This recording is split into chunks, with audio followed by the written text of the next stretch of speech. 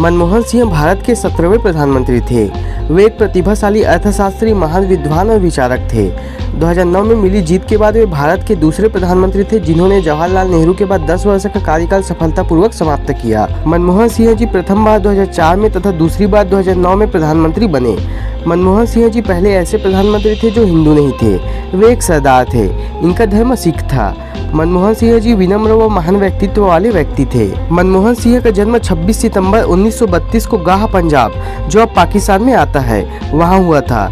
इनका जन्म एक सिख परिवार में हुआ था। बचपन में ही इनकी माता का देहांत हो गया था, जिनके बाद इनकी दादी ने इनको पाला पोसा था। बचपन से ही मनमोहन सिंह तेज दिमाग के थे। उनका पढ़ने में बहुत मन लगता था। इस वजह से वे हर साल क्लास में टॉप करते थे। आज़ादी के समय हिंदुस्तान पाकिस्तान विभाजन के बाद उनके परिवार को अमृतसर आना पड़ा। आगे की पढ़ाई मनमोहन सिंह जी ने यही की। यहाँ के हिंदू कॉलेज में उन्होंने दाखिला लिया। ग्रेजुएशन के लिए मनमोहन सिंह जी चंडीगढ़ चले गए, जहां उन्होंने पंजाब यूनिवर्सिटी से अर्थशास्त्र में ग्रेजुएशन किया। आगे की पढ़ाई के लिए वे कैम्ब्रिज व ऑक्सफोर्ड यूनिवर्सिटी चले गए। पढ़ाई पूरी करने के बाद वे भारत लौटकर पंजाब यूनिवर्सिटी व दिल्ली स्कूल ऑफ इकोनॉमिक्स में प्रोफेसर बन गए। 1958 में उन्होंने गुरुशरण कौर से शादी की, जिससे उनको 3 बेटियां अमृत सिंह, दमन सिंह और उपिंदर सिंह है। इनकी बेटी उपिंदर दिल्ली यूनिवर्सिटी में इतिहास की प्रोफेसर है। दूसरी बेटी अमृत अमेरिकन सिविल लिबर्टी में काम करती है। तीसरी बेटी दमन एक हाउसवाइफ है, जिन्होंने IPS ऑफिसर से शादी की है। डॉक्टर मनमोहन सिंह दिल्ली विश्वविद्यालय में प्रोफेसर के रूप में अपनी सेवा देने के बाद 1971 में भारतीय सिविल सेवा ज्वाइन कर ली। साल 1972 में मनमोहन सिंह जी को वित्त मंत्रालय में मुख्य सलाहकार के तौर पर नियुक्ति दे दी गई।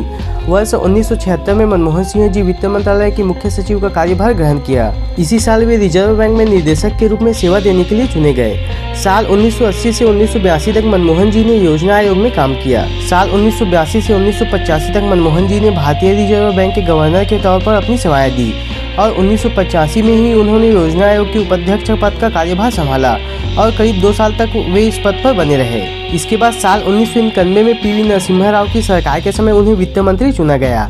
मनमोहन जी ने इस पद पर रहते हुए करीब 5 साल तक देश की अर्थव्यवस्था को मजबूत करने के लिए सराहनीय काम किए। वर्ष 1998 में मनमोहन सिंह जी राज्यसभा के सदस्य चुने गए और 1998 से 2004 तक वे राज्यसभा में विपक्ष के नेता रहे। सन 2004 में हुए आम चुनाव में UPA सरकार की जीत हुई।